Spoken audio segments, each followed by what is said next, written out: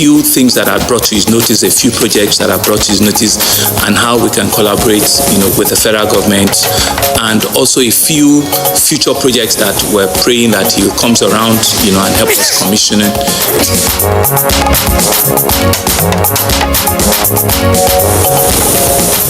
Nigerian Air Force distributes oxygen tanks to isolated centers. Joseph R. Biden Jr. of the state of Delaware has received 306 votes. Donald J. Trump of the state of Florida has received 232 votes. U.S. Congress certifies Joe Biden's victory amid attack on the Capitol.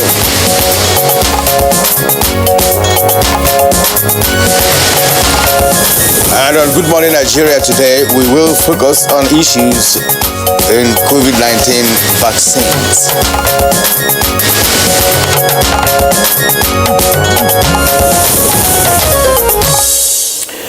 All right, so it's 1 year on from the first known case of COVID-19, and the world has been very anxious for good news towards, stopping the virus on its tracks. In November 2020, vaccine makers provided welcoming news of a vaccine. However, more than 200 COVID-19 vaccines are in the development stages worldwide, with government, of course, securing deals to access advanced doses. But access is only one among many issues involving vaccine development and access. Yeah, and that's right, Claire, because willingness to accept a COVID-19 vaccine when it becomes available to any country has varied considerably across countries over the course of the pandemic. Of course, and data collected in Australia, for instance, in April 2020, that's last year, by the Lancet Infectious Diseases Survey, suggested over 80% of the people surveyed will be willing to vaccinate against COVID-19. That's if a vaccine is made available. And furthermore, the Coconel, that's a group that's involved in research on COVID-19, showed in March that March 2020, that 74% of French citizens would vaccinate between April and July 2020. Willingness to vaccinate has ranged from 58% in the USA to 64% in the UK and 74% in New Zealand. I wonder what percentage it will be if we take a survey here. But that's the way it is. But data shows that the most commonly reported reasons to get vaccinated or to get shots of vaccines were to protect the family, yourself or oneself, with safety being the chief concern about the vaccine itself. So whatever the reasons are, it is also important to investigate both motivations and concerns about a future COVID-19 vaccine. That's, of course, to help us shape communication strategies, which is why we are dwelling on this topic today on Good Morning Nigeria. Claire, these concerns are not surprising since vaccine development can take some years. But that of the COVID-19 is coming out in less than 1 year, and vaccine development is usually fraught with the possibilities of failure, and even the most ardent optimists might not have expected to have a highly effective vaccine against a new virus less than a year after its genome was sequenced. Usually when viruses occur, it takes a lot of time to get the vaccines. That could be, some say 10 to 15 years, it could be less, right, to have a vaccine that will be efficacious, right, not just... and the most important aspect of the developmental stages of the vaccine is the clinical trials, where you have to administer to humans, to test the efficacy, and of course, if there were any adverse effects. Yes. And that usually, takes about 4 to 5 years, according to research, and what is given a lot of people some doubt about this vaccine, again, is because of the traditional period of time, long period of time. But this has come up in less than 1 year. Less than 1 year. Yeah, so all the different stages combined in less than 1 year. Even when you accelerate, the stages, one of the stages could take 1 year. And in this case, you say you take it twice. You take the first one, then Fit to a great advancement or breakthrough in modern science. I want to believe so. This will be, one among many other issues that we may need to find answers to, and hopefully our guest today on the program will do so. We're looking at effectiveness, of course, safety, even for those who are already willing to vaccinate. And some experts are of the opinion that involving vaccine communication experts and the public in developing messaging and long-term vaccine strategy is crucial, and governments worldwide should prepare these strategies imminently.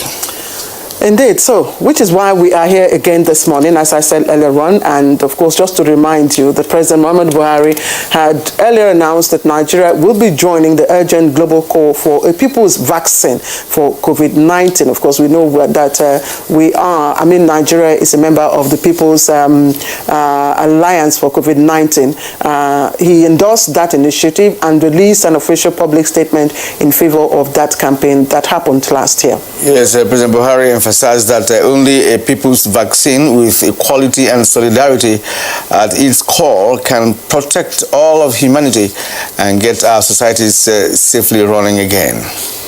So we can hardly wait for it to come here, that is. Nigeria, being the most populous African country and home to more than 200 million people and counting, has the third highest number of COVID-19 cases in Africa. Of course, that's second to South Africa and Ethiopia. So, yeah, and commonly asked questions about COVID-19 vaccines include vaccine cost, effectiveness, availability, types, and many others. So these issues inform the focus of our conversation this morning on Good Morning Nigeria. Well, of course, it's the issue of COVID-19 vaccines. I am Nigerian. Welcome to Good Morning Nigeria. And I am Claire Delabu Abdurazak, and this is the Friday's edition. It's the last edition for this week and this year. So, as always, reaching you on the network service of the NTA. And as usual, we will have our complimentary segments, which will include newspaper review, business, news, and others. Let's now join Musbao, then we'll have for the morning news. Hello, Musbao. Very good morning, Kirian and Claire. Let's take the news. President Muhammadu Buhari has formally engaged Governor Babajide Sanwo-Olu of Lagos State as the second wave of COVID-19 bites harder in the Center of Excellence. The discussions also centered on, among others, efforts at rebuilding Lagos State after the mayhem and destruction of property that came in the wake of the last NSAS protest in parts of the country. Incidentally, the second wave seemed to be a lot more infectious than the first one, and we're seeing positive rate of about 25, sometimes 30%. So that is actually very disturbing, and we've seen, unfortunately, the amount of fatality around the country, even in Lagos. And so one of the things that we've realized that a lot more people require, oxygen, attention. They need breathing, additional oxygen breathing. So we have started building what we call oxygen tents, oxygen facilities. We're building about 10 of such facilities. I think we've commissioned about 4 or 5. A COVID-19 survivor says the level of communication and clear understanding of the impact of the coronavirus pandemic within the people will play a key role in stemming down the second wave of the pandemic has been experienced now in the country. Governor Simon Bakola Long of Plateau State, who a few weeks ago survived the virus, says the people, especially at the grassroots, should be well enlightened on the need to observe the non-medical protocols against the virus. Second wave is more dangerous than what we saw before. In my state, I've lost almost 5 people now. VIPs, that is VIPs for you. Talk less of even the ordinary person that is there. So in terms of approach, we need to be very, very vigilant, because the states, we've said it several times, although it is difficult to talk about locking down states now. It's difficult to talk about locking down states, but the way and manner people are going, I don't see that maybe at the end of the day people may be talking about that. The governor who spoke to the press after a visit to the vice president says state governors are working in collaboration with the federal government to put an end to banditry and kidnappings in parts of the country.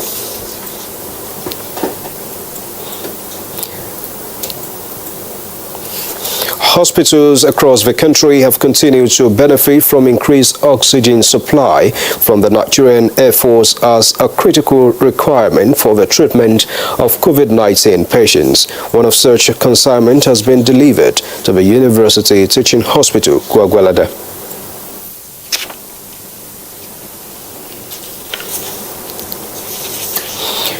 The U.S. Congress has affirmed Joe Biden's election victory after pro-Trump protesters stormed the U.S. Capitol Hill, wreaking havoc. Report says the president has now committed to an orderly transition on 20th of January. Delaware has received 306 votes.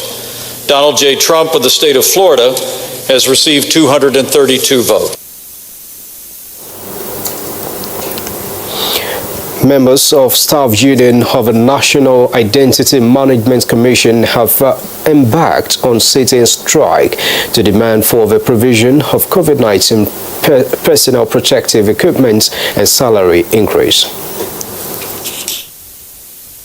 If you want us to work, protect me. Give me what will, even though I die, let me die and leave something for my family. Not when I die, I will leave my wife and the poor kids in debt. God forbid. I am not ready again to because of less than 50,000 to put thousands of staff at risk. We understood that the grievance is mainly to do with salary, and we have been on this for a very long time. And the moment we have been moved to the Federal Ministry of Communications and Digital Economy, then Dr. Pantami approved what we've been waiting for about 10 years ago. So what I believe that I heard them say is that the budget came out and they did not analyze it, and they have not seen the increase in the budget. But the management team and also the union have been in discussion. Now, in order to promote constructive conclusion of a dialogue between the federal government and the organized labor over electricity tariff, federal government has directed Nigerian Electricity Regulatory Commission to reverse the recent adjustments in electricity tariff until the end of January 2021. In a statement, Minister of Power, Saleh Mamman, says the discussion or decision is to allow for the outcome of the resolutions from the federal government's Labor Ad hoc Committee to be implemented together. The federal government says it is committed to creating a sustainable, growing and rules-based electricity market for the benefit of all Nigerians. Now, the Nigeria Center for Disease Control, NCDC, has announced 1,565 new cases of COVID-19 across the country. Out of the new infections, Lagos has again recorded the highest number with 807 cases, followed by the FCT with 236. Kaduna recorded 79 new cases, Oyo 57, Plateau 47, Rivers 37, and Katsina 35. Other states recording new cases are Edo and Sokoto with 30 new cases each, Delta 26, Kebbi 23, Ondo 20, Enugu 18, Abia and Ogun State 17 new cases each, Benue 16, Bayelsa 15, Bauchi 14, Niger 13, Kano 10, Borno 6, Imo 5, Ekiti 4, Osun 2, and Jigawa 1. The total number of confirmed cases in Nigeria has now risen to 95,934, with 77,982 patients treated and discharged. Unfortunately, 1,330 people have now died from the virus in Nigeria. About concludes the morning news highlights. Good morning, Nigeria. We'll continue with Claire and Kieran after the break. Have a good day. scorecard like no other.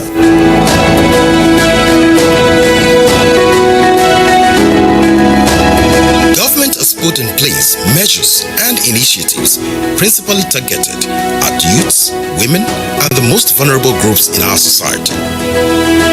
These included broad plan to lift 100 million Nigerians out of poverty in the next 10 years, the creation of 75 billion naira National Youth Investment Fund to provide opportunities for the youths, and the Micro, Small and Medium Enterprises Survivor Fund, through which government is A. Paying 3-month salaries of the staff of 100,000 micro, small and medium enterprises. B. Paying for the registration of 250,000 businesses at the Corporate Affairs Commission. C. Giving a grant of 30,000 naira to 100,000 artisans and guaranteeing market for the product of traders. These are in addition to many other initiatives such as farmer money, trader money, market money, N-Power, N-Tech, and N-Agro. These and more in spite of a recession and a global pandemic.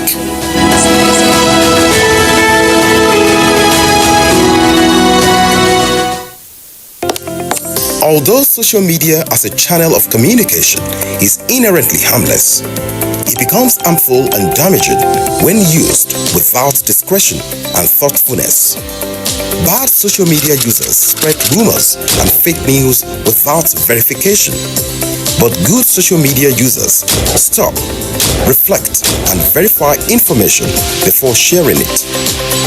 Be a good social media user. Stop the spread of fake news. Verify the authenticity of your source and use social media responsibly for a better Nigeria. This message is brought to you by the Nigerian Television Authority, NTA, in collaboration with the National Orientation Agency.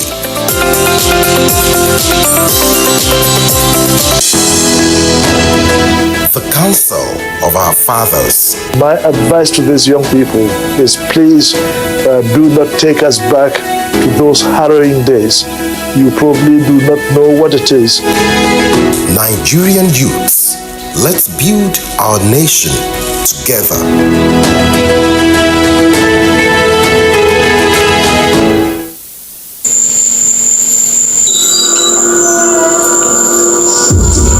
Life can be very eventful. We curiously expect things to happen, even when we don't know what. Our human nature makes us like and repost lots of information. Some are unverified, inciting anger and hate. Sometimes innocently, other times the urge to break it first. This, in most cases, has caused destruction in many nations.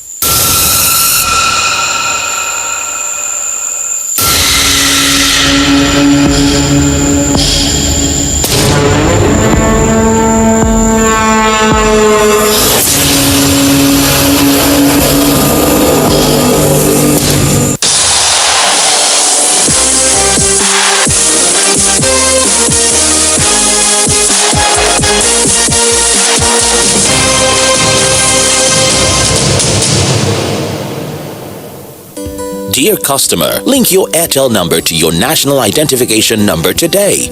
Here are easy ways you can do it. Dial *121*1# on your Airtel line and follow the prompts on the screen. Type in your 11-digit government-approved NIN number. You will receive a confirmation message to confirm your entry.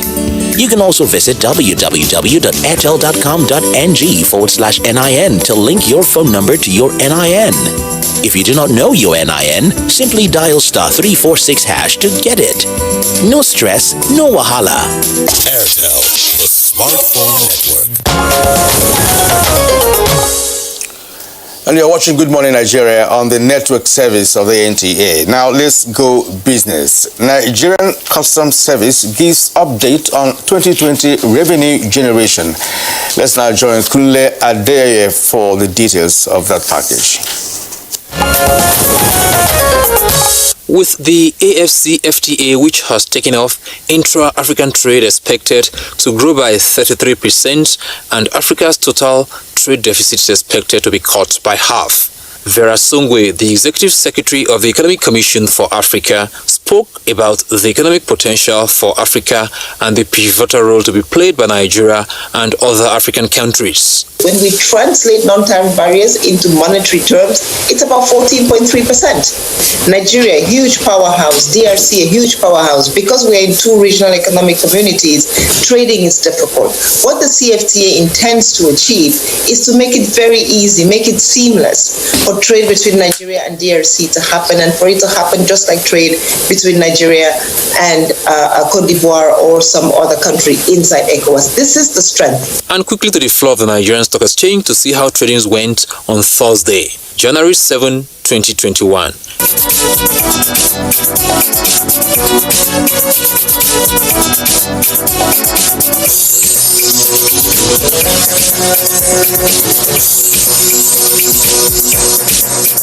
With business news, I'm Kunle Adeye. Okay, thank you, Kunle, for the business package. Coming up next is the newspaper review.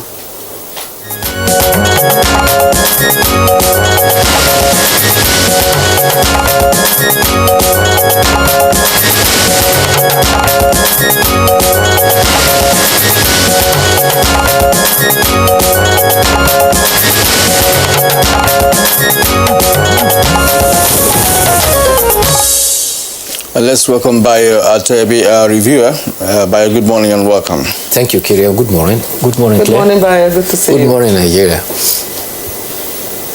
Kiria, go ahead. All right, now let's begin with the Nation newspaper. And above the nameplate of the Nation newspaper, I have a sex party, Kaduna PDP spokesman, 4 others docked. That's on page 5. NIMC workers strike, stalls name registration. EFCC to arrest touts. It's on page 8. Minimum wage deductions temporary, says Ganduje. 2 million IDPs in Northeast, says Minister. That's all on page 5. Now, the lead story this morning on the Nation newspaper is 30 minutes COVID-19 test kits for hospitals, says PTF. Then right after that, rising cases, deaths alarming. Now, there are other stories here. Well, Trump surrenders after failed coup. Pelosi, others seek a president's ouster. Stories on page 4. And now the picture story there is that of the Ghanaian parliament in a rowdy session after a member of the governing party moved to snatch the ballot box during a poll to elect the speaker. That was just yesterday.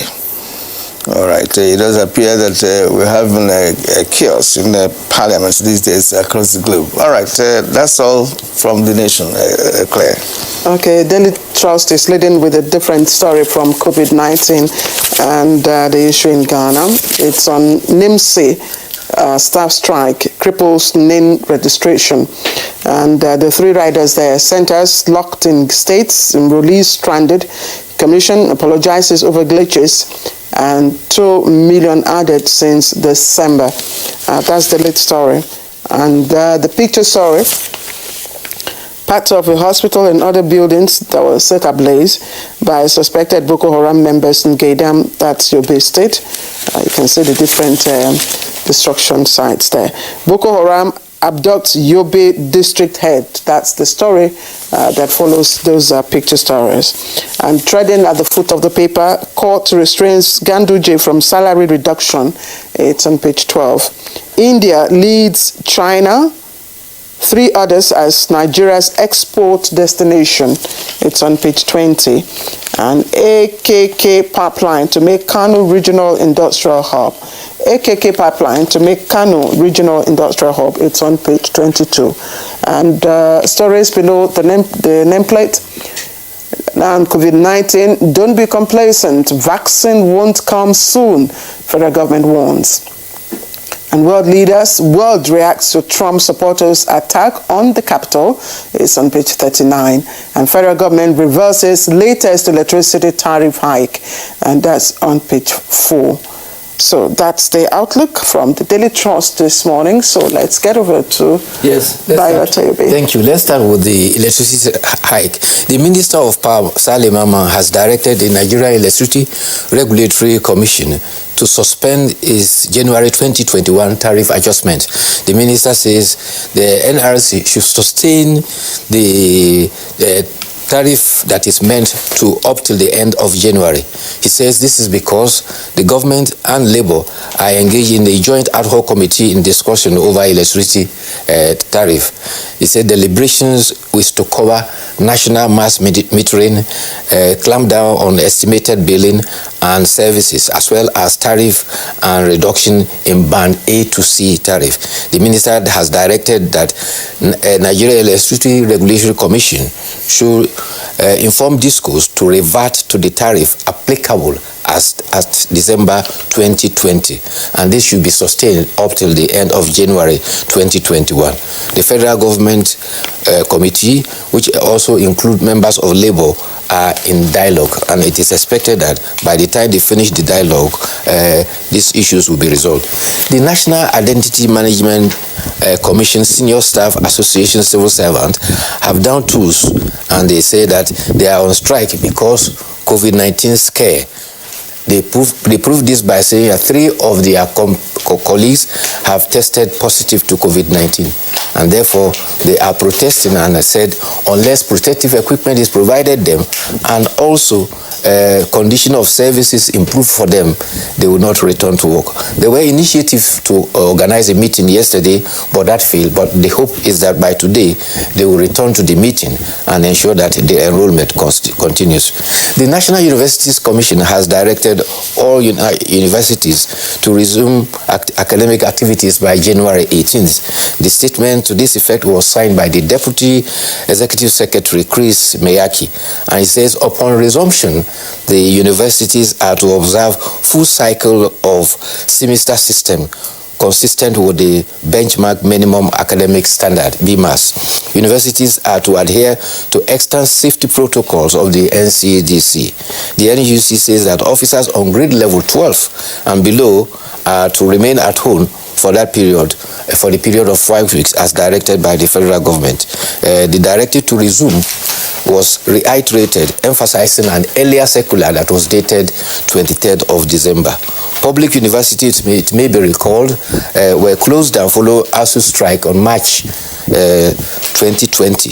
They suspended the strike after 9 months on December 23rd, 2020. The Katsina State government has indicated that 77 kidnappers victims have been handed over to it yesterday. Governor Aminu Bello Masari says that these were rescued in collaboration with Meyati Allah cattle breeders, the police, armed forces, as well as defense state DSS services. So far, 104 kidnapped victims have been rescued through the collaboration we started, and also sought to the rescue of 344 students of the Government Science Secondary School, Kankara. The governor said the process is ongoing and it is to ensure that nobody is harmed and further kidnap is stopped. The Commissioner of Police, Katsina State Police Command, also says that, yes, the bandits themselves say that they want peace, and they are hoping that this strategy of discussing with them will be carried over to other states. And who is a bandit? You recall that the governor of Niger State, after visiting President Muhammadu Buhari, was lamenting that we call them bandits, but they are common criminals. This necessitated looking up who is a bandit, and the bandit is a robber or an armed band attacking travelers on the highway and running into the mountains. And that is exactly what these criminals are doing. What will be the subject matter for discussion with a bandit or a criminal? What is he going to get in return after the conversation? Are you going to engage him? Are you going to employ him?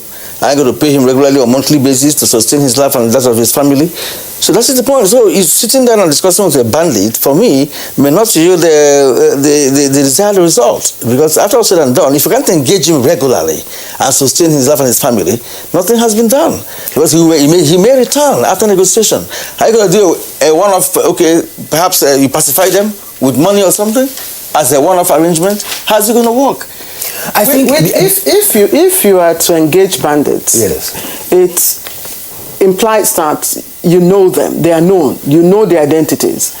And when you know the identities of bandits, what do you do? Well, you invoke the law. It's not as easy as that. These are criminals who have kidnapped individuals. The security would put pressure on them, like what happened in the Kankara case. Incident. The security surrounded them. They know there was no way out for them.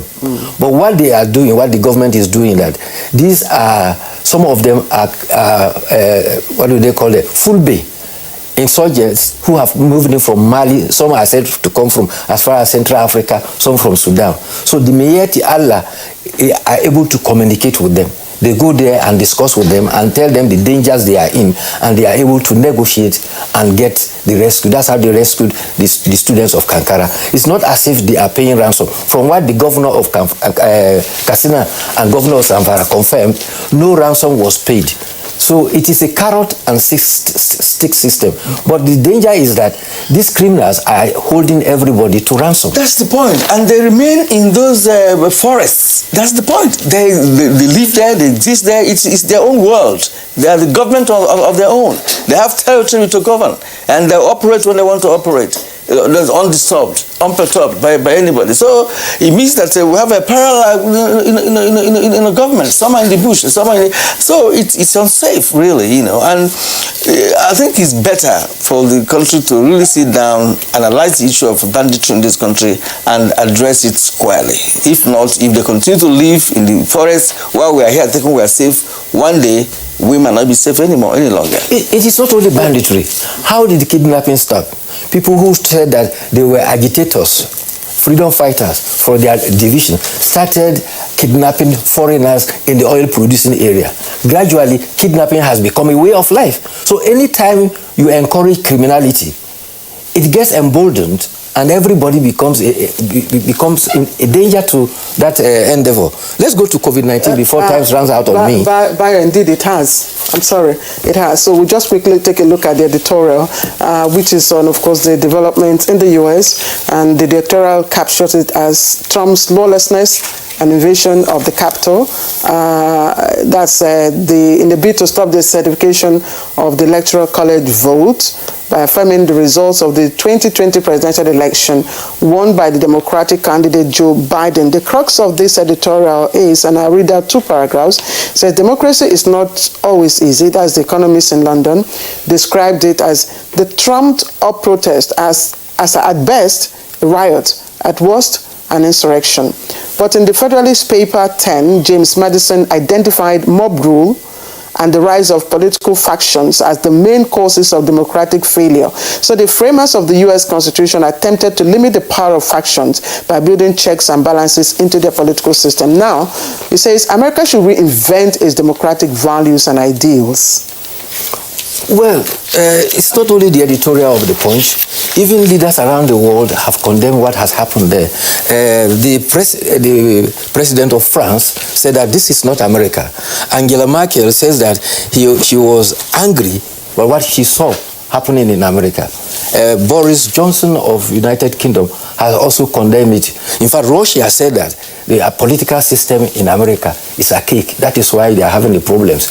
After the popular vote, you still have to go to electoral college. You will recall that George W. Bush became president, not winning the majority vote, but winning the electoral vote. The same thing happened. Hillary Clinton won the majority vote. But eventually, what happened? Who became the president?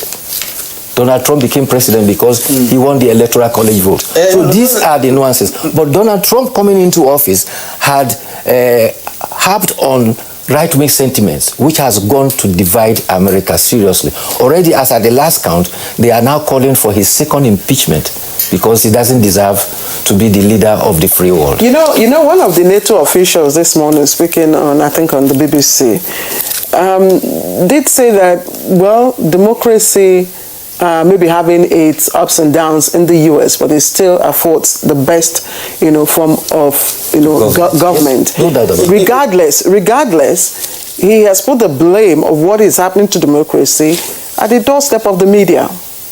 Media, which is, opening up all sorts of avenues for, speeches, what you call free speeches, according to him, and all that. So he's saying, look, media is also, complicit in all of this. I don't understand why you talk about media. Media is about making people know what is happening around them. There's no way you can begin to, hide what is happening in the open space. So that's not it for me. For me, America has its democratic system, which is unique to America. The collegial election I'm talking about, and of course the swing state system that they're using. So meaning that if you win popular vote, it does not necessarily mean you have won the presidency until you win from those called swing states in America. So that's the point. But what actually happened 2 days ago was that Trump incited in fact, he actually requested that what happened. It's as simple as that. I know he's regretting right now and trying to change the narrative. But he has made a speech. Exactly. So, but he really did not do well as a president. It's not a do or die affair. I mean, as we find in Africa, America is America, and that's what has been shown to Trump. Trump is not a regular politician, so to speak. I mean, he's a businessman, a business mogul, who had money and had enough to play around with and run for presidency and won the ticket of the Republicans 4 years ago. Otherwise, he's not a regular politician. Who understands. The lesson for us in Nigeria, what you saw there was what was described as a protest that became a riot.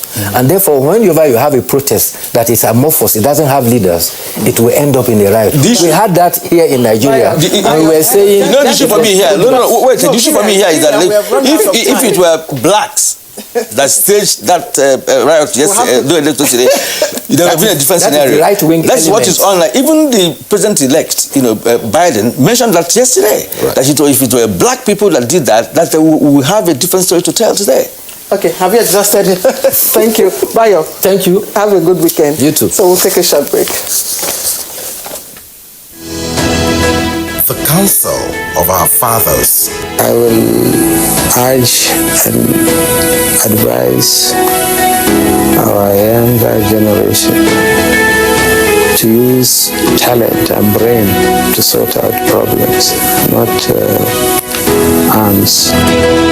Nigerian youths, let's build our nation together.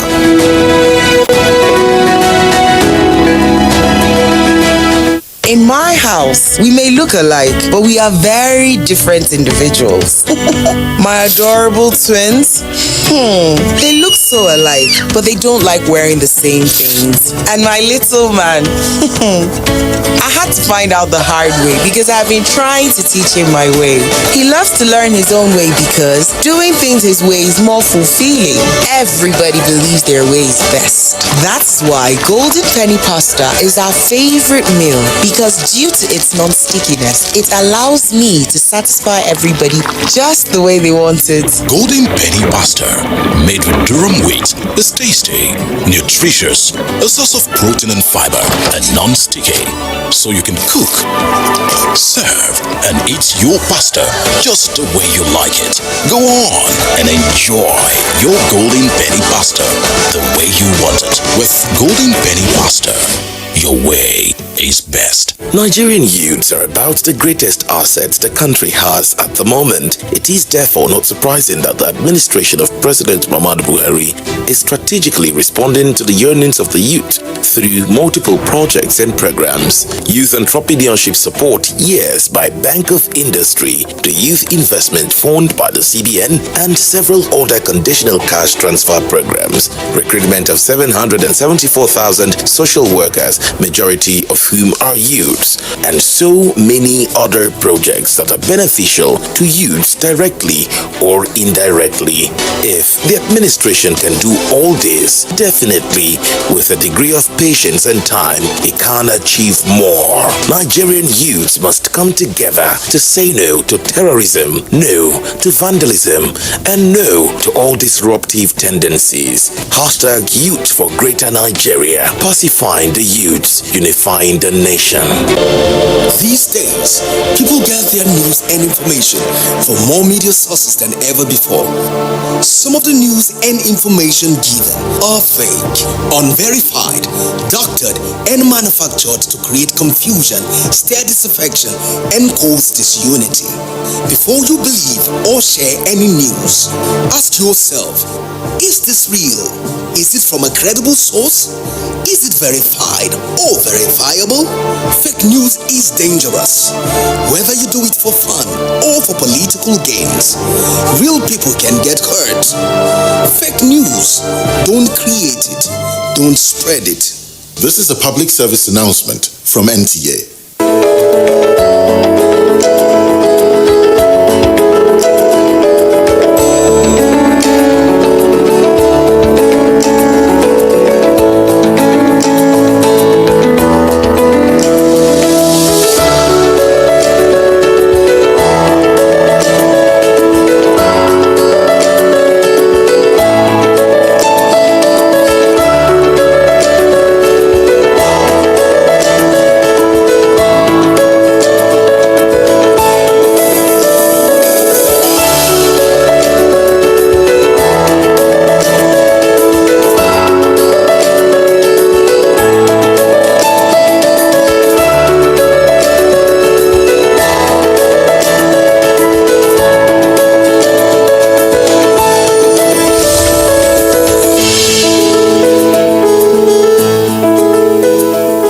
Do you know that 35% of every girl child and women are raped on daily basis?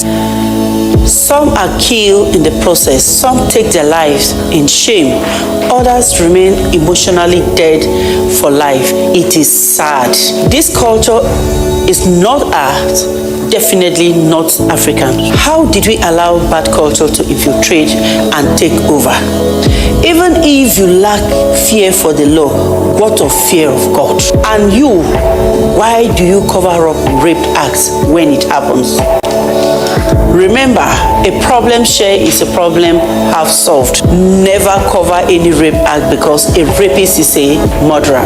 It could be you or your loved ones next.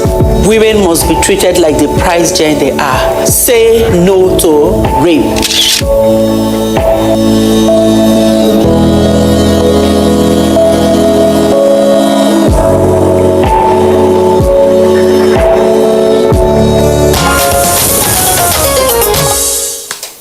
Right, if you've just joined in, you're watching Good Morning Nigeria on the network service of the NTA. Today we're looking at a very important topic, and that has to do, of course, with vaccine, COVID-19 vaccine. So before we welcome our guest in the studio, let's listen into this backgrounder put together by our correspondent, Dennis Adekunle.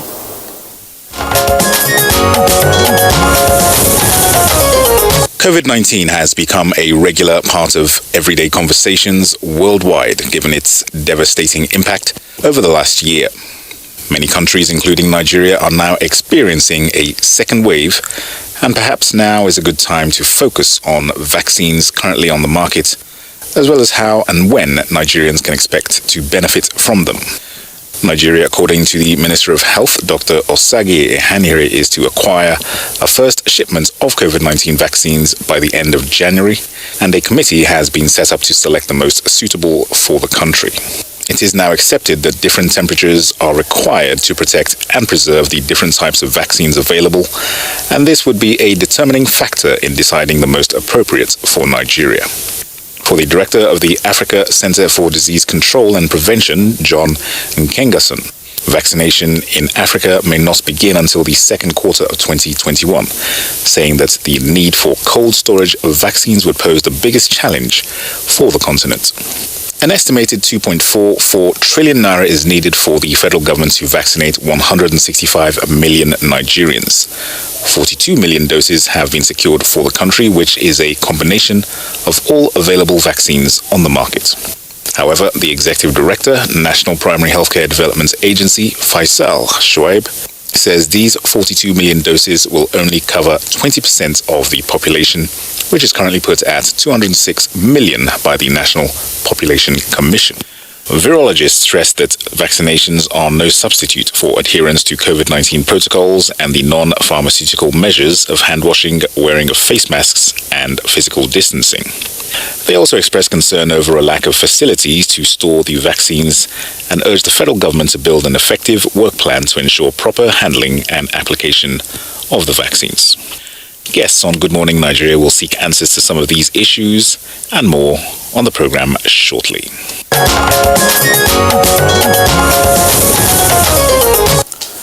Many thanks to you, Dennis, for that report. Now, joining us in our Abuja studio is Dr. Faisal Shoaib, Executive Director and CEO, National Healthcare Development Agency. It's good to have you join us this morning. Thank you for having me. Good morning, viewers. And also with us is Dr. Walter Kazadi Mulumbo of the World Health Organization. He's a country representative. It's also good to have you join us. Thank you for having me this morning. Good morning, all. And we also have Dr. Anis Sadiq, who is the Chief of Immunization, UNICEF, but representing Dr. Peter Hawkins, who is the UNICEF country representative. Dr. Sadiq, thank you very much for joining us. Good morning, and thank you for inviting me. All right, gentlemen, compliment of the season. I'm sure we're saying for the first time, especially for our guests here who are joining us for the first time. So let me begin with Dr. Faisal Shoaib. The world is in a very fast race to access and administer approved vaccines, of course, to stem the tide of COVID-19. Where are we as a country in this race? Are we still at the starting point, or are we nearing the finish line? Thank you very much for that question. Like most low-income and middle-income countries, we're at the point where we've developed a comprehensive vaccine deployment plan. We're expecting about 100,000 doses of the Pfizer vaccine by the end of January. We're hopeful that by the end of March, by the end of the first quarter of 2021, that we will get additional millions of doses through the COVAX facility, which is an arrangement that attempts to ensure fair and equitable access to vaccines, irrespective of the ability of countries to pay. What is very, very critical is the fact that even before the vaccines arrive, we're identifying the cold chain and logistic requirements. We're also communicating with Nigerians so that we provide the right information about the vaccines, and also understanding that this is going to be a major endeavor in terms of the expenditure for the government of Nigeria. Okay, you said we're expecting about 100,000 doses of Pfizer, which is the most difficult to preserve if you get it. Now we'll have other options. We'll have Moderna, and we also have one other option. In terms of the vaccine, Oxford. Yes. Now, are we relying more on Pfizer, which has a certain difficulty in preserving it? And of course, you and I know when it comes to power, in Nigeria, we are not yet there. As we're supposed to be. So preservation of Pfizer-made vaccine perhaps is going to pose some difficulties in this country, and the poor handling of that product will not really will not put the vaccine in good stead with respect to being effective and effectual if it's administered on Nigerians. You're absolutely right, Kiran, in terms of the potential logistical nightmare that a vaccine that requires minus 70 degrees Celsius will present. However, this is the vaccine that is available right now. So our preference, of course, will be to get a vaccine that can be stored between 2 and 8 degrees Celsius. That is the environment that most of our cold chain equipment currently present. However, we are also living, just like Claire mentioned earlier, in very difficult times where we're seeing increasing numbers of cases that will ultimately lead to increasing number of deaths. So this first batch of vaccines, although they are like a sprinkle, a drop in the ocean, 100,000 doses will go towards prioritizing our healthcare workers, those heroes of Nigeria who have really gone to the front lines treating COVID-19 patients, putting themselves at risk. These 100,000 doses will go to try and protect them. I hope that you probably read a few days ago when the president of the Nigerian Medical Association cried out about how we lost about 20 medical doctors, within the space of less than 2 weeks. Now, we cannot continue to lose health workers at that space without it affecting us negatively. So whatever vaccines we have to, administer to these health workers. Nevertheless, with the 100,000 doses that we're receiving from the COVAX facility, we do have the cold chain, the ultra cold chain that is required to store them and keep them potent. So we're working together with the Nigeria Centers for Disease Control that already has this ultra cold chain equipment. They use them for storing their reagents. So all we need out of the 2,300 liters of space that they have is just about 500 liters, right? And they have that provided for the 100,000 doses that are coming. So the way the Presidential Task Force and the Federal Ministry of Health is looking at this is not to make permanent investments in ultra cold chain. We have invested over the last 20, 30 years in cold chain equipment that are +2 to +8. So while we are focusing on getting the Pfizer vaccine right now, we are aware that the COVAX facility will be bringing in the AstraZeneca type vaccine by the end of Q1. So what it means is here is just a few doses to start with in the first phase, but additional vaccines that will work more for our environment will be coming. So this, before we escalate our conversation to other guests, this 100,000 doses that we're getting from Pfizer, obviously will just be for a handful of very critical people in need. So how would you ensure that you get the spread?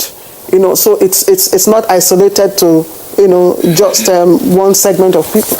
Right, so that is what I mean by the comprehensive deployment plan. So what we have done is we have mapped out who are the people that are the priorities, right?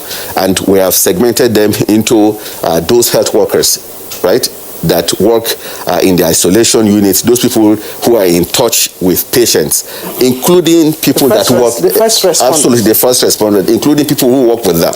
So not just the nurses, doctors, and the midwives, but also people who clean the hospitals, those people that are support staff, right? Those are the people that are prioritized. And we already have the lists of these individuals who work in these centers all across the country, right? So these are the people that in the course of the next few days, we're going to get their names electronically into a database. Of course, we already have them manual type, but we want to put them in an electronic database. Those are the people that we will go to their health facilities and vaccinate them. This is what the Presidential Task Force has approved, and Mr. President has also approved that these are the most people that have really sacrificed for all Nigerians. They are the most critical people, and we show our appreciation for their sacrifice by prioritizing them. Okay, thank you. Dr. Walter Kazadi Mulumbo of the World Health Organization. I don't know whether there has been an official statement from WHO with respect to the variables that we have now. We're talking about vaccine, the Pfizer, the Moderna, the AstraZeneca, well, Oxford. We have one from Russia. There's also another one from China, and what have you. What is an official statement with respect to this? Which one does WHO recommend for not just the entire world, but in fact for Africans especially? Which one does, of course, going by the what Dr. Fesa mentioned with respect to the nightmare in terms of preserving these vaccines for administration on human beings? Yeah, thank you for your question. As you know, WHO was the initiator of this COVAX facility, and through that mechanism, WHO is working with Gavi and the Coalition of Epidemic Preparedness, CPI, to mobilize resources, but also to review evidence as they come in. So there is there was over like 200 candidate vaccines, and 50 are being monitored, and 10 are a very advanced stage, of which we have the Pfizer vaccine. That is presently the one that WHO has endorsed for emergency use purposes to start with. But there are also other stringent regulatory authorities that have endorsed others, like Moderna, as you said, AstraZeneca. The process goes with this. So the vaccine manufacturer, submit a dossier through the COVAX facility, and it's reviewed by a group of experts on vaccination. So, and after that, the dossier is also studied by some experts, the strategic advisory group of experts on immunization at WHO, to review the safety, the efficacy, side effects, etc. So it's a whole portfolio. It's not about which vaccine is recommended for Africa or elsewhere. It's about which vaccine works. And they have to prove beyond any doubt that it's effective and it's safe. By any means, it is a concern to WHO that historically speaking, when we talk about vaccine production, it takes about 10 to 15 years to get a vaccine. But in this case, less than 1 year, vaccines have been rolled out. Is there a concern to WHO? Yes, in what areas? As you know, these vaccines have been recommended, if I can say, for emergency use. Emergency use means an accelerated process to roll out diagnostics, therapeutic, or vaccine as soon as we have early indication that they can work. So it's done on a compassionate basis. For example, now, Dr. Faisal said we lost 20 doctors in a very short time. We are losing health workers in many countries. So rather than waiting for us to lose more, until we get the 15 years we are mentioning, as soon as we see some early indication of efficacy, WHO authorizes the rollout. It's really on a compassionate base. It's done. It's a special mechanism for diseases that are deadly. So it's not done for normal diseases. These are deadly and with huge impact. In the past, we did it for Ebola. So as soon as we see that they are working, WHO can recommend them for use, while we continue to learn more on the effectiveness. That's the principle of evidence use list. It's not a pre-qualification, which require a longer time. Okay, well, I will get back to this same question to look at what could have made it possible, given that research indicates that this will be the first time it will be administered, this kind of vaccine will be administered on a commercial basis on humans. And then we'll look at,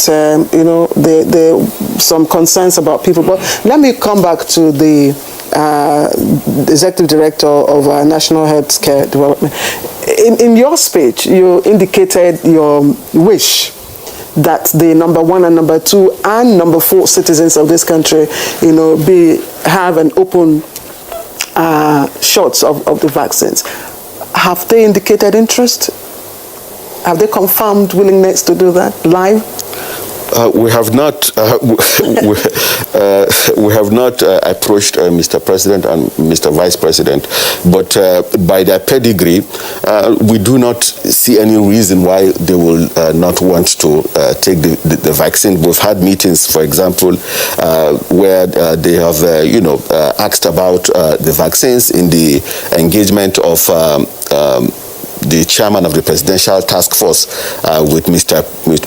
President. Mr. President has always asked when a Nigeria is going to get vaccines. So, of course, he's a Nigerian. What it means is that he will take the vaccine. So I have no doubt whatsoever that Mr. President has confidence in the vaccines. That is why he's asking for when Nigerians will get it. And when you see the numbers of people all over the world that are getting the vaccines, there is no doubt about the fact that these vaccines are efficacious. For example, the Pfizer-BioNTech vaccine is 95% efficacious, right? The most critical thing is that in Nigeria, even with the stringent regulatory agencies of United States, Europe, Canada, and UK having approved these vaccines, NAFDAC will also have to use reliance mechanisms to assess the vaccines and certify the vaccines to be used within Nigeria. And once NAFDAC says it is okay, then without a shadow of doubt. Okay, so let me get back to the WHO country rep. WHO has. We have not forgotten, and it's no. I will get to him because he has not done his opening. I will get to him. I know. Sorry, Dr. Sadiq, just to give us a moment. The WHO had come out to, caution on the speed of transmissibility of the new strain, and also the severity of the illness there arising from this new strain. Do you still have, and you have called nations to accelerate measures, protocol measures, safety protocol measures. What will the WHO love to see done differently? It has not been done, or it's not been done. Yeah, it's, like you mentioned, it has been observed that where there is this new strain, the transmission seems to increase fast, and there are more people being affected. So it looks like the measures WHO has recommended at the beginning are facing some challenges, but there are reasons to that anyway. So it also happened when the world is gradually opening, schools have opened and the flights are resuming. There is observation of general relaxation to observing the non-pharmaceutical interventions and social distancing, wearing face mask in public, washing hands, etc. So social distancing. So those measures need to be reinforced, because whether the new strain or the old variant, this method will still be effective. So WHO is advising countries to have a second look at the way we're implementing these measures and enforce them as much as we can. Yes, it's a challenge. So we are also advising countries who have the capacity to start doing the sequencing. So when they have positive cases, they try to see whether it's that new variant. If they don't have the capacity, we have a number of referral labs in the region where countries are advised to send the sample. But bottom line, all countries are requested to really enforce the non-pharmaceutical intervention and rely on tools that are working to continue to face the pandemic. So you do believe that's most effective? The measures are effective if they are implemented correctly. But as we can see all over the world, there is a kind of relaxation, and we need to go back to to where we were before and strengthen those, emphasize them, enforce them. In fact, from what we have all witnessed globally, with respect to COVID-19, I think the non-pharmaceutical approach is quite okay. But these 20 doctors, they said, that died. I'm sure they protected themselves while treating patients, and they got it. I'm not sure any of them could have gone to treat a patient without having the protective. I'm not sure any of them could do that. They didn't do it, but they got it. So that's also asks British questions about the the workability of what we're doing. Like you covered your face this morning, right? Which of all the right thing to do. Good. Now, even when we have enough space here, you did it. That's a precautionary measure. That's interesting. But what worries me, and perhaps many other people, is the fact that those doctors who actually treat patients, they are protected. How come they got it? That's not the question. In any case, let's bring in the UNICEF man here, Anis Sadiq. You listen to the other guests. You may want to raise one or two issues with respect to the vaccines we're talking about, and of course the new variant of COVID-19, which is has more, is spreads faster, and of course is more dangerous when it gets to a human system. Yeah, thank you very much. These new variants, of course, create a lot of tension around the globe, and of course, it's the epicenter is UK, and so far we know that almost 42 countries trying to close its border with UK. But what it says that the new variants is, in terms of its infectivity, is very high. Several times higher than the normal, the existing variants. But there is no evidence that it is deadlier. It is a natural evolution of the virus. So we are, for example, we worked for many years with polio program, and of course, I would like to take the opportunity also to congratulate the Nigerians. We just eliminated polio from Nigeria, and whole of Africa certified polio free. But if you look at the polio history, there are several variants. It escalated over the years. But we have seen that when this new variants comes, even its infectivity is high. Some research is saying that is actually it loses its virulence. So the new research study is saying that while it is very infective and very fast moving, but its impact in terms of mortality is lower. Dr. Sadiq, like I said earlier on to the WHO country rep, research says this is the first time this vaccine, generic vaccine, will be applied to humans on a commercial basis. So we probably haven't seen, this done before.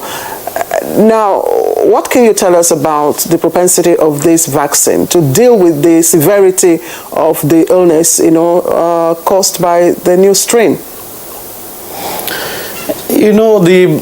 As a WHO representative has already mentioned, but just let me explain the vaccine. There's for 10 candidates, which is very fast.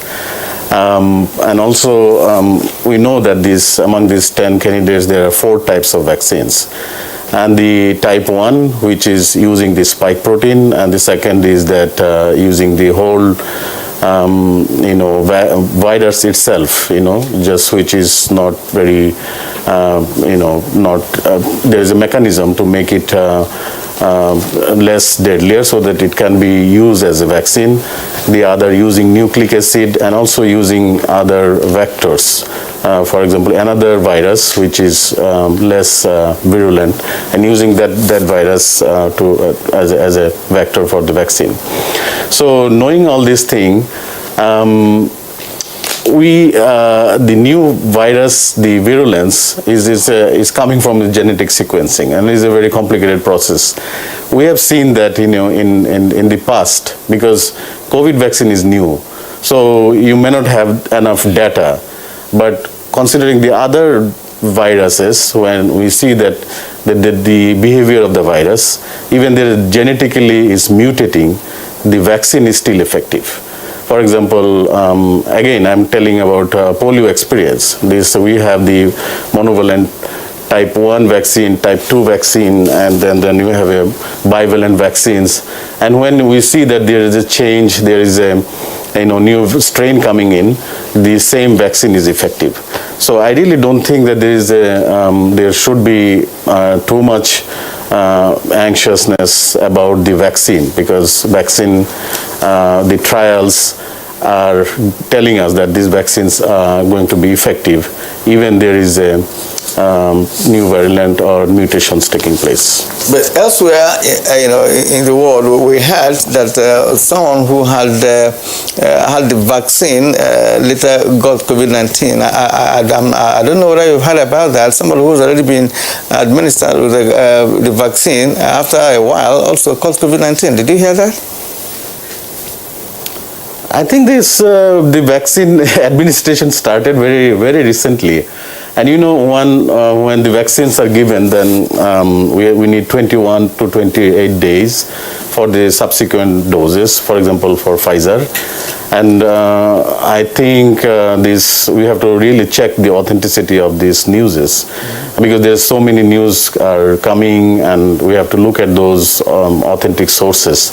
Because if you look at this vaccine introduction, wherever it was started, we did not reach to that level that the second dose is given and then antibody measured, and then the same person is infected with the COVID vaccine. COVID virus. I'm not stopping you, please. To what extent can the vaccines prevent those who will be vaccinated? Is there any period of time, which the vaccine could really, be efficacious enough to sustain someone so that the person does not get COVID-19, or is it like a once-in-a-lifetime thing? For example, the COVID virus itself is very different than the other viruses. For example, if you have a natural infection from a virus, it is unlikely that you will get the same virus again. But in case of COVID, there are evidence that, even there are history and there are report that the same person is reinfected. But it's very lower, but this is a very unique virus, which we need to understand that we do not have enough data. But normally, when you give a vaccine, or if you get a natural infection from the virus, it's likely that antibody stays longer. For example, in case of COVID, the antibody, it says that up to 3 to 6 months is staying in the body, but there is still research going on. It depends on the person to person and if individual immunity. You also importantly raise this issue of the efficacy. And the efficacy of the vaccine, for example, efficacy of vaccine and effectiveness of the vaccine is two different things. Mm-hmm. You might see a vaccine is saying, the company or pharmaceuticals are saying this is 95% is efficacious. It does not mean that it will be 95% effective. There are many things related to the effectiveness. How the vaccine is stored, as ED has mentioned, that you need to keep this vaccine in well stored and in the right temperature. And when you take this vaccine from the storage facility to the distribution site, you have to ensure the cold chain. If you are not maintaining the cold chain, and then you will not find that the same vaccine is efficacious. So there are multiple factors. Even the human body, like every human being is different. Like those people having this comorbidity and those people having no comorbidity, the body is reacting differently. So most importantly, that we have to see that the efficacious vaccine, but we have to see the other element of effectiveness. So we are basically looking for like that as a good vaccine, and it is effective. So effective means that when it actually generates antibody in the body, and that body is able to prevent further infection. Okay, we have a number of tweets, but just before we take it, Dr. Shuaib, if you look at the different theories, surrounding why Africa and indeed, some third world countries have recorded very low caseload of the virus, and indeed death, rates and all that. There's so many stories, and again, you consider the context under which the vaccines, have been produced and tried, quite different from our own, situations here in Africa and in Nigeria. And that probably was the prompt for some health institutions to advise that, countries looked for homegrown, solutions, to COVID-19. My question will be, are we considering that, and what are we doing? And then secondly, when we get the vaccines, are we going to subject those vaccines to our own, assessment procedures? Are we going to subject them to test before we distribute? Yeah, absolutely. That's what I meant, that by the fact that we're working with the regulatory agency, NAFDAC, that is purely within the remit of NAFDAC, irrespective of the certification by the Food and Drug Administration in the US and other stringent regulatory agencies abroad. When that vaccine comes, NAFDAC has to go through all the assessments, even though it will use reliance mechanisms to look at some of the certification, some of the processes that have been used to certify the vaccines, but NAFDAC will still have to go through that process to make sure that it is good enough for Nigerians. And I am aware, and we're in touch with the DG of NAFDAC, trying to work to get the dossiers from these pharmaceutical companies, so that even before the vaccines arrive, the process would have started. So that is not anything to worry about. In terms of looking for local solutions to problem, of course, our scientists, for example, in our tertiary institutions, the Nigerian Institute for Medical Research, are involved in researches. Unfortunately, we have not reached that level where we will produce the vaccines, right? We lost our way, in the 90s. Right from the 60s, we used to produce vaccines. We used to produce yellow fever vaccines. But we wanted to switch from the local, maybe analog methods of vaccine technology of producing yellow fever vaccines to a more advanced form. We stopped the older way of producing it, but we never kicked off with the newer ones, and that is how we lost that ability. We used to produce it in the Yaba laboratory in Lagos. But let me take a few steps back just to address two very important issues that I think Kiran raised. Number one, that doctors, despite being fully covered, still get infected. Even when you use N95 masks like this, you don't reduce to zero, right, the chances of getting the virus. You only reduce it significantly, like up to 95%. So what we're saying is that by using non-pharmaceutical interventions, you reduce the chances of getting the virus. I think we need to be very, very clear about that, okay? Secondly, the issue around that story, I think it was from the US, of a woman who took the vaccine and still came down with COVID-19. I actually read the story, and what actually happened was that she already contracted the virus before she got the vaccine. And the first dose doesn't provide you with protection. You have to take a second dose. So it's a 2-dose vaccine. So here she was already infected. The virus was already in her body, and she got the vaccine, but she still did not have the full protection. Full protection comes after the second dose. So I just wanted to have that. So the vaccine is not for those. It's for those who do not have the virus. Yeah, absolutely. It will not treat the virus. It's not a treatment. It's prevention. It's to protect you from that, infection. Okay, now on this issue of NAFDAC, I'm so concerned about that, because after the global certification of the vaccines we're talking about, when we bring it down here, we subject it to another form of process again. Does NAFDAC, does it have the technical know-how, the capacity, the facilities, the knowledge of perhaps the content of the vaccine? We're not into vaccine production in Nigeria, so how would they be able to do this? Because one, if NAFDAC says anything, that is against what has been established globally about that vaccine, then many Nigerians would not like to take the vaccine. So I'm not from the point of view of, I'm not saying that NAFDAC should not do its job, but again, we have to also work in tandem with the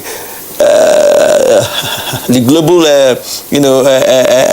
belief on the vaccine. Otherwise, by the time you bias Nigerians' mind on that vaccine, then we're going to have a very huge problem getting people to remember that at the incipient of this coronavirus, when vaccine idea was muted and the entire world were waiting for it, persons were from America, Nigerians who live in America or who live elsewhere across the globe were sending messages to Africa. Never you allow yourself to be given any vaccine. Now, whatever vaccine, it was like a big deal. Said, so look, if there's any vaccine coming from any part of the world, you should not take it. We don't want to reduce the population of Africans and stuff like that. I hope that doesn't occur if we're going to involve our local NAFDAC to start, another process of, investigating the vaccine. Kiran, 100% NAFDAC is competent.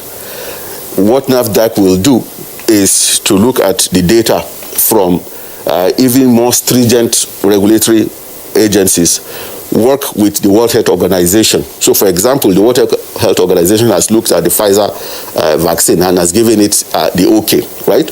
But NAFDAC is going to take that data, assess that data.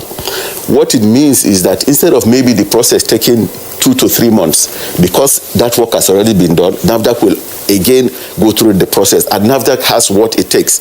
And the DG of NAFDAC, Professor Mojisola Adeyeye, is very competent, and she has very competent people. Some of these countries where all of these assessments take place have Nigerians, right? So we have very competent Nigerians that can do the job. So when you talk about those conspiracy theories around, they want to depopulate Africans, right? Those stories have always been there from anti-vaccination elements, right? What we always say is that there used to be a time, I'll give you an example, Karen, many decades ago, people were being jailed for even suggesting that the earth was spherical. Everybody believed that the earth was flat. If we said it was spherical, they say it was blasphemy, right? So it is with technology, with information, when we get better informed, people now realize, it is true, right? So for us that are in public health, for scientists, doctors, health workers, we have to put in the effort that is required to present the information, to create awareness about vaccines. We should not expect people who are not as informed to have the information. And we must listen to people. We cannot just push aside the concerns, the skepticism of Nigerians. We have to listen to them, but make sure that we also put in the effort, the resources, the communication, so that people understand why we are very confident that these vaccines are safe. It is not just a question of offering the vaccines, but doing also the work that is required. We had similar issues a few years ago with the polio vaccine, where people said it was anti-fertility. We had to do what? We had to take several steps back and go to the community gatekeepers, involve our traditional leaders, our religious leaders, explain to them what the vaccines were and how they will prevent people from being paralyzed. And this is very key with regards to COVID-19. Considering the behavior and complacency of people, risk communication is very, very critical if we are to get our set of objectives. But let me again come back to Dr. Mulumbu. How much of immunity might this vaccine confer on the patient, the receiver? Would it mean that if you receive a shot or doses of the vaccine, you do away with you can no longer comply with the non-pharmaceutical measures? That's a very important question, and thank you for asking that. So the evidence we have so far is that when we say one vaccine candidate is 95% efficacious, currently is the ability of the vaccine to prevent symptoms or worsening of the case. It's a clinical efficacy. So it does not, we do not have evidence that it prevents subsequent infection through established immunity. So what we know currently is that if you get a shot, you can still get the COVID. You can get infected. You can still get infected, but it will not progress to the severe stage and producing deaths. That's the current state of evidence. The evidence is evolving. So those same manufacturers, the scientists, they are now trying to understand how long that protection can last, and whether it could establish immunity, enough immunity to prevent infection. So there are two types of. You know why I asked? Yes. It's because the 100 doses that Dr. Schwab has told us, yes. 100,000, sorry, that is coming now, yes. will be administered to first responders, yes. who are at the point of contact. Would it mean for these health workers, okay, now that you have a shot, you can go about doing your duties without, the non-pharmaceutical measures? The answer is no.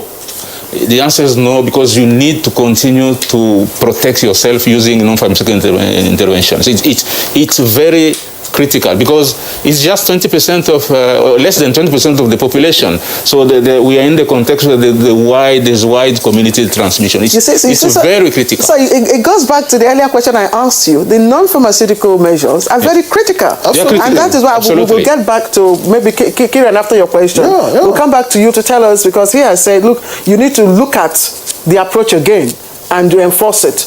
We have to look at how we are enforcing it. The vaccines do not take the place, do not replace the non-pharmaceutical interventions. No way, no how.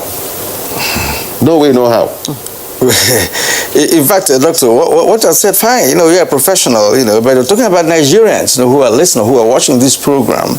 It does appear that these vaccines we're talking about it's not really going to solve the problem of COVID-19.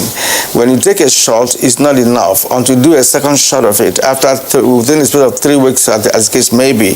That's number one. Number two is the fact that this is a vaccine that came out less than 1 year after the discovery of the virus, which also is a sign that the world was in a hurry to come up with a solution. Let me correct that notion, Kieran. So when you say that it came out in less than a year, the work did not start just less than a year ago. So what has happened is that there were already researches that were already ongoing for several years. So you already had, for example, viruses. Yes, on viruses, exactly. But not in this novel one. Exactly. So the viruses are very similar, right? So this is not the first time we're seeing a SARS virus. But was this referred to as a novel when it came out in Italy? Exactly. So the exact virus. So what we're saying, for example, is in a family of viruses, this one is new because of its particular features, but it comes from a stem of viruses that are similar, right? Okay, so there are so many researches that had already been done on similar viruses, and there was already information, around how vaccines could be produced. So what we did in the last 1 year was to build on that information rapidly. That is what happened. So there was already a large body of evidence that existed. You understand? So it's just like the Ebola vaccine as well, right? It came out in a relatively short time compared to the 10 to 15 years, again because of the need. So like they say, necessity is the mother of invention. So what we did was to now fast track some of the latent researches that were already there by putting more money, investing more money. So rich governments, rich individuals, organizations like the Bill and Melinda Gates Foundation now funded a lot of researches. World Health Organization funded a lot of researches. So money was pumped into research to try and quickly develop it. If not for the fact that we had a pandemic, maybe the precursor to this virus will have been sitting somewhere in a laboratory. Nobody will have bothered about it. Okay. When Claire was asking a question with respect to what we're doing locally, the precursor, as you rightly pointed out, could be in Nigeria. But I don't know how much research we're carrying out. Dr. Molumbo, I want to know the role WHO played, because I know that when this virus broke, from Wuhan, then America and so on, WHO was blamed, for not playing a key role in actually understanding the behavioral pattern of the virus, the biological behavior of the virus, and what have you. And what is the role that the WHO played in this issue of vaccines? Were your personnel, involved in this the evolution of these vaccines? Because of course you have given it a nod, especially that of Pfizer, that could go on, irrespective of the fact that Pfizer has its own issues of preservation and what have you. Thank you. So, as I said before, WHO is the strategic advisory group of experts on vaccine and immunization, the SAGE. And that's the group. It's a group made of 15 experts, well-renowned experts in vaccinology and immunization. They have strict guidelines to review the quality of evidence, and not only for this vaccine, for many other vaccines. And based on stringent criteria, they can either endorse or not endorse a dossier for vaccine rollout. And that's what has happened to the Pfizer vaccine. And there are others, another two that are at advanced stage that may become also, Moderna? Hasn't Moderna been approved? Not, Moderna has been approved by stringent regulatory authorities in the US, and yesterday it was approved in Europe, the European Medicine Agency. But the dossier is with the SAGE, and a decision will be reached between February and March normally. What will be AstraZeneca?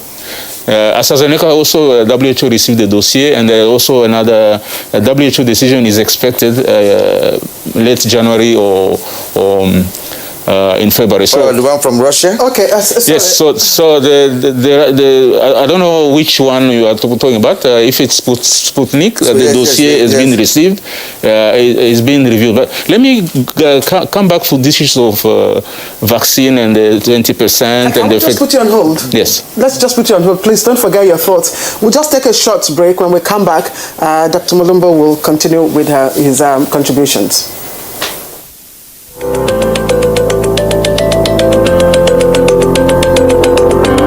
My name is Nando Jamda Mohammed. Stevita Hussein Musa. Goduna Joel Tinji. Said Musa John. I'm a carpenter. I've been doing this for more than 8 years now. Yana sai da plantain na kai kimamin shekara 3. I've been selling my tomatoes for about 10 years now, and I do it for a better Nigeria. Ina wannan sana'ar lemu ne domin Najeriya ta ci gaba. Ina sa domin Najeriya ta kyau. And you can see how we are doing our small little work to make Nigeria great. As you can see, I'm a technician, and I'm doing it to help myself and to help my generation. Ina zaune ne a plateau na business. Kuma ina yin wannan domin ci gaban ƙasar nan. A new edition of TV Guide is out with special focus on the game changer, His Excellency Governor Abdullahi Sule of Nasarawa State. Broadcasting in a digital economy, Maxwell Logo gives an insight. This edition also features Nancy Naji of AIT, a name synonymous with business. Meet the NCDC boss, Dr. Chikwe Ihekweazu. TV Guide, your indispensable companion, also x-rays the relevance of social media in the modern society. Meet some TV professionals who have impacted their spaces and other inspiring stories in sports, entertainment, and lots more. Grab a copy at the vendor near you or NTA stations nationwide. TV Guide, your indispensable companion.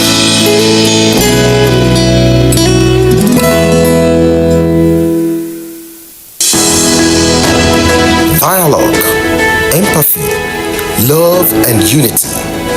These are vital components of nation building. For all to be well, we appeal that we should refrain from volatile, provocative, inciting messages and language.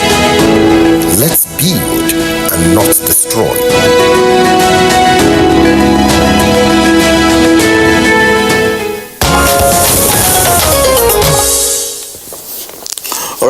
you are welcome back indeed. Claire, perhaps we'll allow Dr. Molumbo to complete his analysis. Line of thought, yes. Yes. So what happened when you receive a vaccine? There are two things. So when you get a vaccine, it trains your defense system, your immunity system. It sends a memory of the virus so that the next time we come into contact, we can produce antibodies and stop its multiplication. What creates symptoms and diseases is the multiplication of the virus in your body. So when you are vaccinated, you get a memory so that when there's a new infection, you can reduce the time it spreads in your body. Why I'm saying this?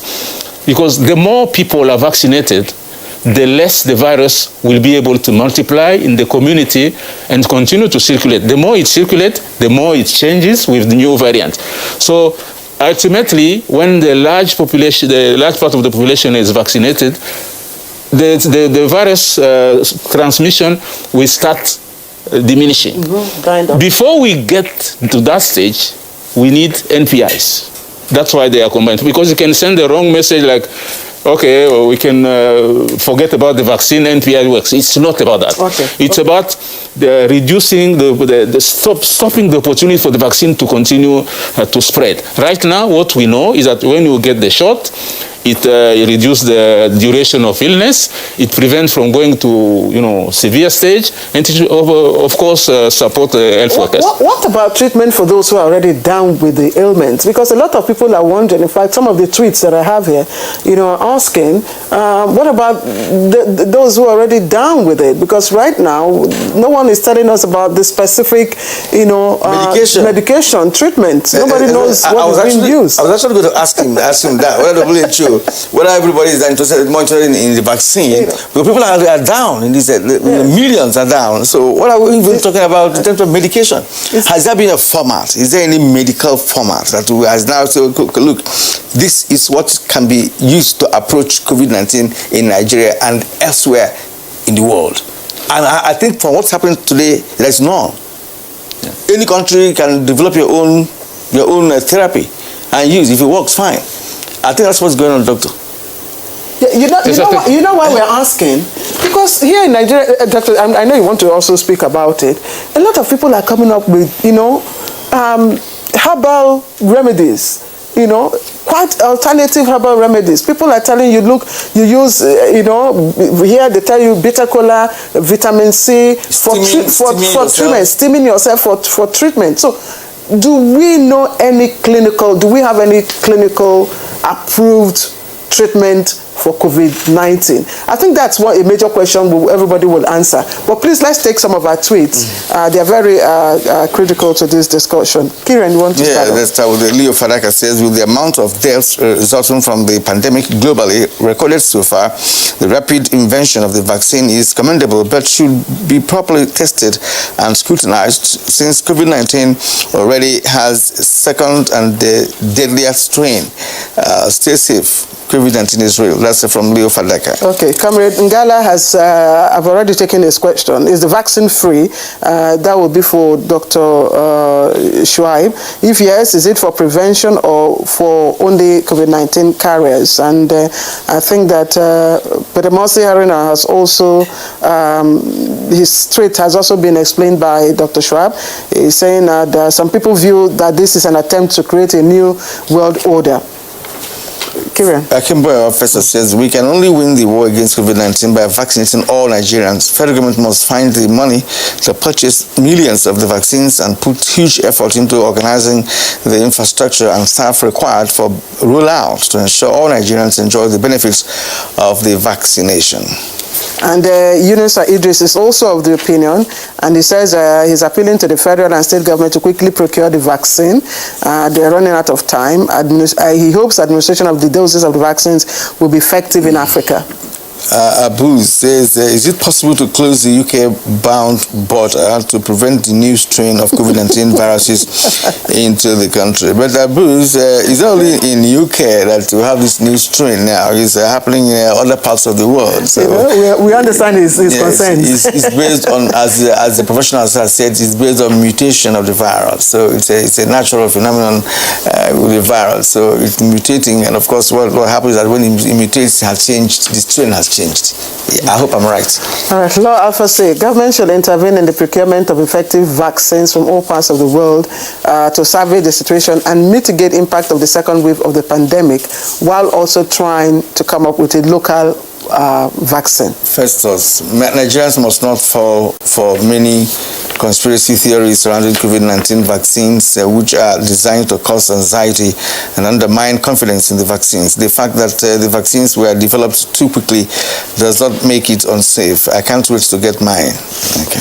Terry Jack Solomon is raising a point. He says while government is making effort to secure deals to access in advanced doses, willingness to accept a COVID-19 vaccine here is another. The FD must not make mistake of procuring less potent and reactive ones for Nigerians. Festus, Nigerians must, whatever, no, Akeju Alabaju said, my plea is that we should allow the access to vaccine to be universal without any form of discrimination or status symbol. Viano Bimbo, federal government must tell Nigerians what we need to know about a COVID-19 vaccine and answers to the most common questions. Well, that will depend on what you want to know, which is why this program, we're having this program today. Dele Jack Solomon, we had him before. Let's take Suleiman Babagana. The upsurge in the number of cases in the country calls for the government to be far more committed in its efforts to acquire the vaccine in order to prevent further spread and hospitalization, despite the fact that God so kind has made our case less deadly than other places. And then Elijah Musa Mohammed Hadeji says, I commend efforts of those who worked around the clock to develop the vaccine, which now serves as a remedy for COVID-19, although I would have recommended that Nigeria developed a local content of it instead of importing it. What works elsewhere may not work here. Steve Bond is asking what type of vaccine are we bringing? Is it Pfizer or any other one? Well, of course, Dr. Shoaib has told us it's going to be the Pfizer, at least for the first 100,000 doses. Okay, the issue, Emmanuel Etimokon, issue of the potency of the vaccine and our port storage facility is very important. What is the cost of airlifting Nigerians to be vaccinated with it? He says, okay, so he wants, it should be quickly considered. After all, we are made to send our samples for analysis abroad rather than revitalize the laboratories. Laji Musa, we've taken one of your tweets, so I think that should be all the tweets we have. So, gentlemen, let's quickly, before we take, if we have treatment for, clinical treatment for those that are already down with the virus, I'd like to bring in Anis. Anis, if you look at the new strain and, you know, the spread right now in Nigeria, we're told that even children, you know, are coming down, you know, with the virus. The youths are also coming down with the virus and all that. Within this context, how would you advise the distribution of the 100,000 vaccines when we do get them? Should children and this category of people be included? Thank you very much. I think the Executive Director of the National Primary Healthcare Development Agency has explained that the first shipment of 100,000 doses will be given as per the priority, then the first priority the healthcare workers. Nevertheless, I know government has a plan to bring more vaccine, as they're saying, like 42 million doses for 20%. And on top of that, government has also planned using its own resource to bring more vaccines. So it's a strategy evolving. Of course, you know, all age group are affected. Now the issue is that the older age group is more affected, and then the middle age group is less affected, and age below 20, the evidence is saying that they're infected, but the mortality rate is very low. So basically, government is developing its strategy. We need to understand that this all vaccination is basically is which age group is affected. So what's your role? What's the role of UNICEF in this? UNICEF plays a role both on the supply and the demand side. And the supply is like what you are hearing, that the Pfizer vaccines or other vaccines are coming. UNICEF identify the companies, and we tender, we start the bidding process, we contract those manufacturers, and we ship the vaccine inside the country. And let me explain, like UNICEF is working with the NPHCDA to deploy almost 6,000 new cold chain equipment to change these countries the cold chain system, and helping is a more effective vaccination process.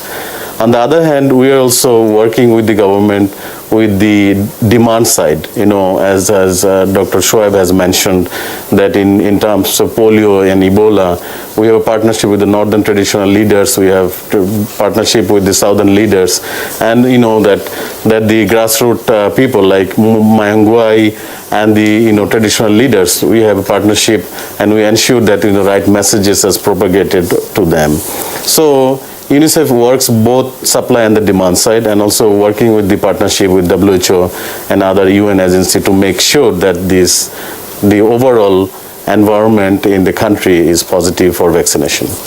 All right, gentlemen, we're about to round off this edition of the program, but let's look at the question Claire and I raised earlier on with respect to the treatment of coronavirus. Are we now relying on vaccine, which is not a treatment therapy?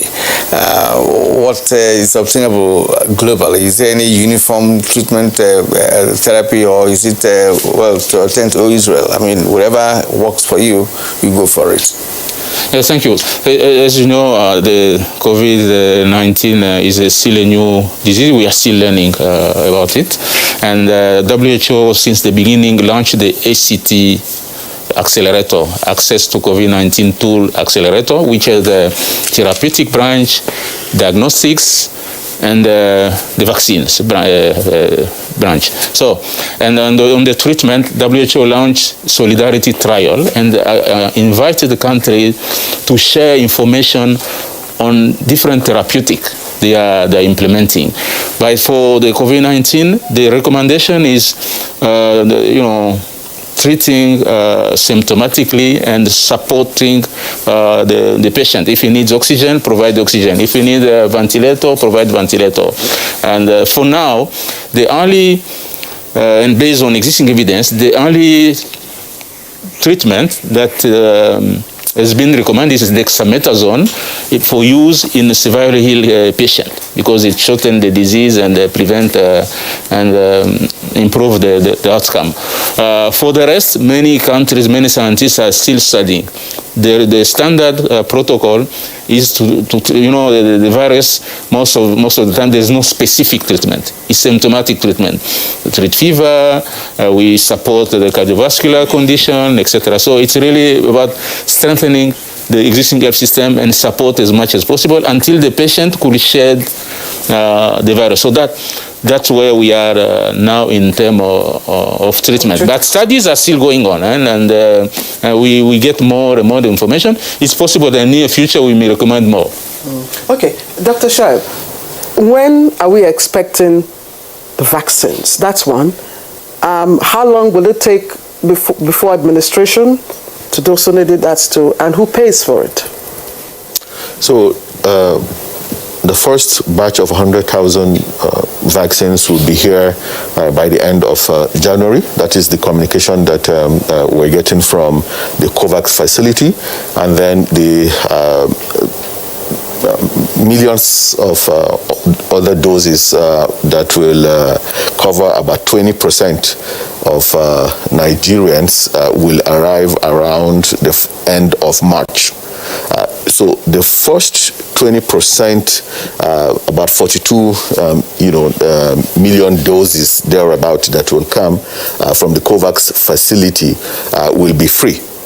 But the aspiration of the Presidential Task Force and the Federal Ministry of Health is to cover about 70% of the population. For us to be able to eradicate COVID-19 in Nigeria, we need to cover. So the first 20% is free. It's coming free from the COVAX facility. But the balance will require the federal government to pay for it. That is why, absolutely, that's why I say that it's going to take a huge endeavor to procure the vaccines. But it's not just procuring the vaccines. It's also the operational cost. Training the health workers, the logistics, the cold chain requirement to get to the last mile, to get to where the health workers are, to get to where Nigerians are in the rural areas. All of those logistics is part of the cost that the federal government will have to bear. That is not free. But also making sure that we have the health workers that are trained and are available in the health facilities is also another cost. So this is a cost that the federal government is going to bear. This is why it is very important that even before the vaccines come, that we communicate very clearly the safety of the vaccines, and we demonstrate how safe they are, and also engage those people who do not understand, and are skeptical about the vaccines. So I'll tell you, you see, one of the last barriers to eradication of poliomyelitis in Nigeria was hesitancy, especially in northern Nigeria, okay? But one of the interventions that finally broke the camel's back, I'll give you two interventions. So our engagement with traditional leaders, local leaders, the gatekeepers, religious leaders, very, very critical, to get community buy-in. But even after that, there were still a few elements that did not want to take the vaccine. But the moment President Muhammadu Buhari came into power and publicly vaccinated his granddaughter, you will not imagine how that really fizzled out a lot of resistance.